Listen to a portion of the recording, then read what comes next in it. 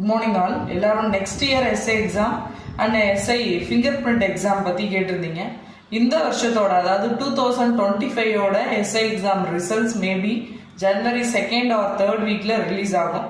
இந்த எக்ஸாமோட results release ஆனதுக்கப்புறம் அதில் உங்களுக்கு ஃபிசிக்கல் என்டியூரன்ஸ் டெஸ்ட் இருக்கும், அடுத்தது இன்டர்வியூ இருக்கும், அடுத்தது மெடிக்கல் டெஸ்ட் இருக்கும்.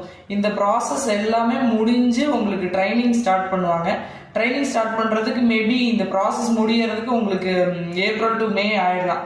மேபி மேக்கு அப்புறம் மேலேருந்து நெக்ஸ்ட் மே வரைக்கும் 1 இயர் பேசிக் ட்ரைனிங் வந்து டிஎன்பிஏ தமிழ்நாடு போலீஸ் அகாடமி சென்னையில் உங்களுக்கு நடக்கும். இந்த பேட்ச்க்கான ட்ரைனிங் ஒரு சைடில் போய்கிட்டு இருக்கும் போதே நெக்ஸ்ட் பேட்சுக்கு வந்து உங்களுக்கு நோட்டிஃபிகேஷன்ஸு ரிலீஸ் பண்ணுறதுக்கான வாய்ப்புகள் அதிகமாக இருக்குது. உங்களுக்கு நெக்ஸ்ட் இயர் 2026 மிட் டைமில், அதாவது ஜூலை ஆகஸ்ட் டைமில் உங்களுக்கு வந்து நெக்ஸ்ட் இயர்க்கான எஸ்ஐ நோட்டிஃபிகேஷன் வந்து ரிலீஸ் ஆகிறதுக்கான வாய்ப்புகள் இருக்குது. ஏன்னா 2025ஓட பேட்ச்மெண்ட்ஸ் ட்ரைனிங்கில் இருக்கும்போது அவங்க ட்ரைனிங் முடிச்சுட்டு அவங்க வெளியில் வர டைமில் நெக்ஸ்ட் இயர் பேட்ச்மெண்ட்ஸ் வந்து ட்ரைனிங்க்கு வந்து ரெடி பண்ணுறதுக்காக நோட்டிஃபிகேஷன்ஸ் அனௌன்ஸ் பண்ணுவாங்க. அந்த மாதிரி தான் எல்லா வருஷமும் நடந்துட்டு இருக்கு. மேபி நெக்ஸ்ட் இயர் வந்து இந்த டைமில் செப்டம்பர் ஆகஸ்ட் டைமில் உங்களுக்கு நோட்டிஃபிகேஷன் வர்றதுக்கான வாய்ப்புகள் அதிகமாக இருக்குது. அடுத்தது எஸ்ஐ எக்ஸாம் ஃபிங்கர் பிரிண்ட் பற்றி கேட்டிருந்தீங்க. ஃபிங்கர் பிரிண்ட் எக்ஸாமை பொறுத்த வரைக்கும் உங்களுக்கு சயின்ஸில் வந்து நீங்கள் டிகிரி ஹோல்டராக இருக்கணும். அதுக்கு வந்து நீங்கள் ஃபிசிக்கல் டெஸ்ட் வந்து எஸ்ஐ எக்ஸாம் ஃபிங்கர் பிரிண்ட்டுக்கு ஃபிசிக்கல் டெஸ்ட் இல்லை, அதனால உங்களுக்கு அதிகமான வாய்ப்புகள் இருக்குது. அதனால அதை அதிகமாக ட்ரை பண்ணுங்கள். ஏன்னா ஃபிசிக்கலி ஃபிட்னஸ் இல்லைனாலும் நீங்கள் வந்து எஸ்ஐ ஆகணும்னு முடிவு பண்ணால் எஸ்ஐ ஃபிங்கர் பிரிண்ட் வந்து உங்களுக்கு ஒரு நல்ல வாய்ப்பு. அதை வந்து நீங்கள் சூஸ் பண்ணி பயன்படுத்திக்கோங்க.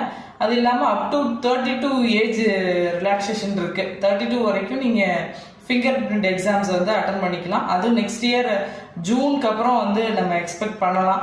அதனால அதையும் நீங்கள் ட்ரை பண்ணுங்கள்.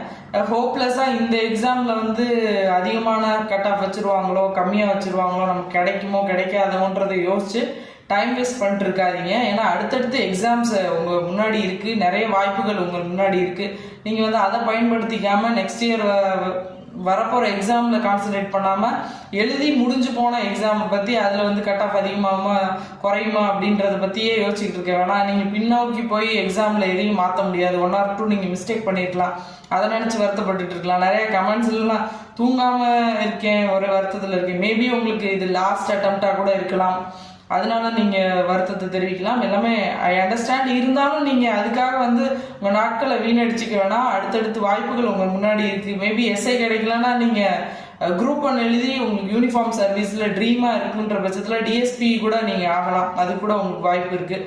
எது உங்களுக்கு கிடைக்கணுமோ அது கண்டிப்பாக கிடைக்கும். அதுக்காக வருத்தப்பட்டு டைம் வேஸ்ட் பண்ணாதீங்க.